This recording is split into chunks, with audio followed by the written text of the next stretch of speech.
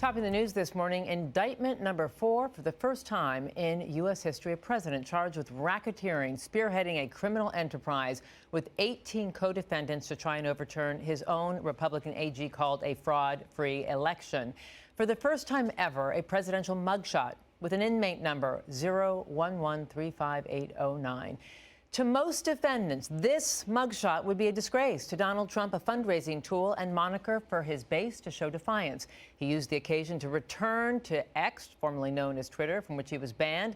The caption read, "Never surrender." The former president has repeatedly denied wrongdoing. Here's what he had to say on the tarmac after his historic arrest.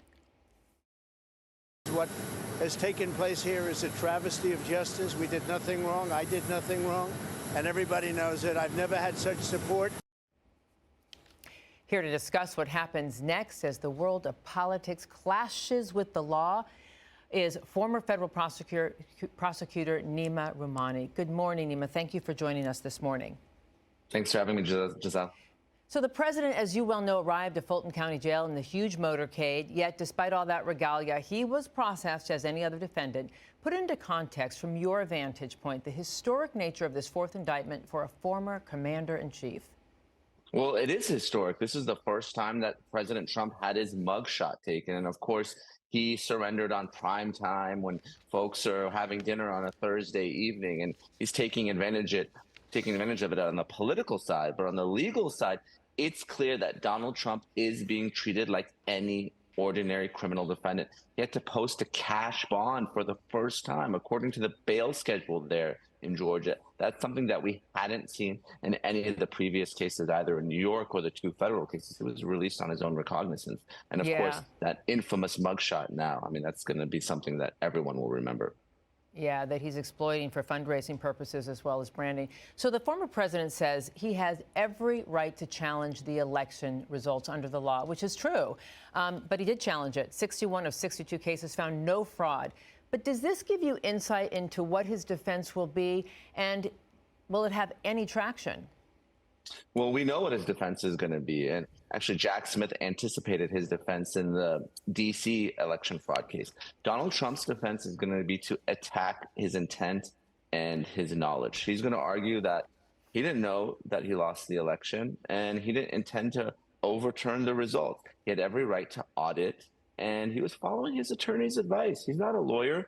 He had hired some of the best and most prominent lawyers in the country: Rudy Giuliani, former U.S. attorney in New York; John Eastman, the dean of Chapman Law School here in Southern California. So that's what the defense is going to be. Of course, the prosecution is going to argue that Donald Trump was told that he lost the election. That's why so much of these speaking indictments focus on what was said to Trump and what he said, and that he knew that he lost the election, and he submitted the fake electors, and he tried to intimidate election officials nonetheless.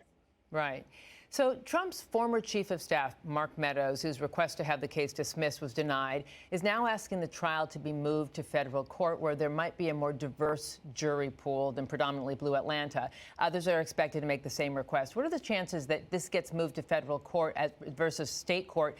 And what's at stake there? It's possible, but it's unlikely. Removals to federal court in criminal cases are rare, and they're really only appropriate when an official is acting in his or her official capacity as a government employee. And, Trump tried to do the same thing in New York, and the judge there ruled that, payments to former porn star Stormy Daniels are not one's official duties. But generally speaking, not in this context, but in this civil immunity context, the Supreme Court has held that campaigning is not part of one's official duty. So I don't expect this to be successful, but this is also part of the Trump defense team strategy. They want to delay things. They want to tie this up until after the November 2024 general election, because we all know, at least according to the Department of Justice, that if Trump regains control of the White House, his legal problems may go away. Former attorney Ken Cheesebro is asking for a speedy trial in October. What's the strategy here? Is that to give, do you think, a coordinated effort to give the other defendants an insight into how that's going to be tried? Or do you think that kind of severance is telling? Well, Cheesebro probably thinks, and he's an attorney, that Willis is not going to be ready to go to trial in 2 months. And of course, it's his right to a speedy trial. Trump is trying to sever the case. And They want to jam up the Fulton County District Attorney's Office and not try all the cases at once.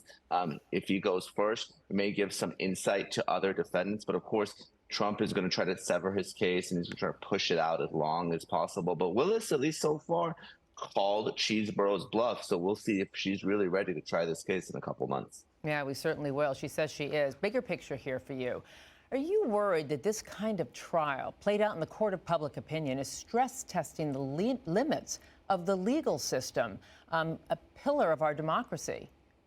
I am, but I think we're really past that point. I mean, I've never seen so much distrust in the Department of Justice where I used to work, so much mistrust of prosecutors around the country. Unfortunately, like you said, this is where law and politics intersect. And normally this is not something we see, but we will witness the most politically charged trial in American history, regardless of whether it's this year or next. Do you see any traction in those on both sides of the aisle pushing for the 14th Amendment to be enacted? It's possible, but I think it's unlikely. We would need some sort of conviction. I think ultimately, if Trump were charged with insurrection or seditious conspiracy, that argument would be more likely. But no one, even the most aggressive prosecutors in this case, have gone so far as to try to hold Trump criminally responsible for the events of January 6th. What do you think of House members like Jim Jordan, head of the Oversight Committee, writing a letter to Fani Willis and saying, we're going to be watching you and what you're doing to see if this was even, legitimate?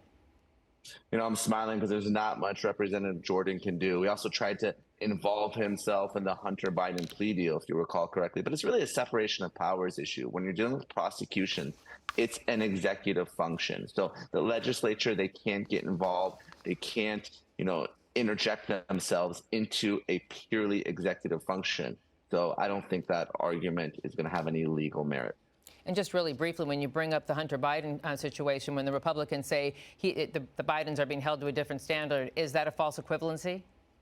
Well, Hunter Biden got an amazing deal, and I think his lawyers realized that. And when they blew up the deal during that plea agreement, when he was set to plea, now that I think they're having some regret. So, I do agree that Hunter Biden got a great deal, but you can't compare his case to Trump's conduct at all. Two very different situations. Well, I'm sure you'd agree, coming from your perspective from the law. We live in very complex times, unprecedented indeed. We keep using that word, but it happens to be true. Neama Rahmani, president of the West Coast Employment Lawyers, thank you so much for joining us and lending us your expertise. Thanks for having me, as always.